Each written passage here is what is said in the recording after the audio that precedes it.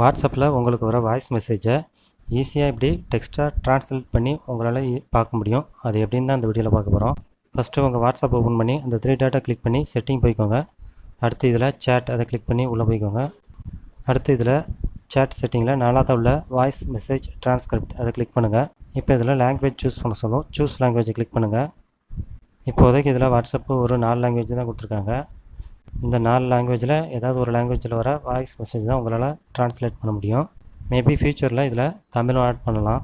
இப்போ இதில் நான் இங்கிலீஷ் ஆட் பண்ணுறதுக்கு இங்கிலீஷை செலக்ட் பண்ணிட்டு செட்டப் நவ் அதை கிளிக் பண்ணுறேன்.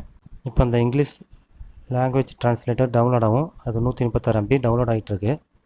அது டவுன்லோட் ஆகி முடிஞ்சதுக்கப்புறம் எனக்கு வந்து ஒரு வாய்ஸ் மெசேஜை நான் ட்ரான்ஸ்லேட் பண்ணி பார்க்குறேன். அதுக்காக இப்போ எனக்கு ஒரு வாய்ஸ் மெசேஜ் வந்திருக்கு. அதை அப்படியே ப்ளே பண்ணி காட்டுறேன் பாருங்கள்.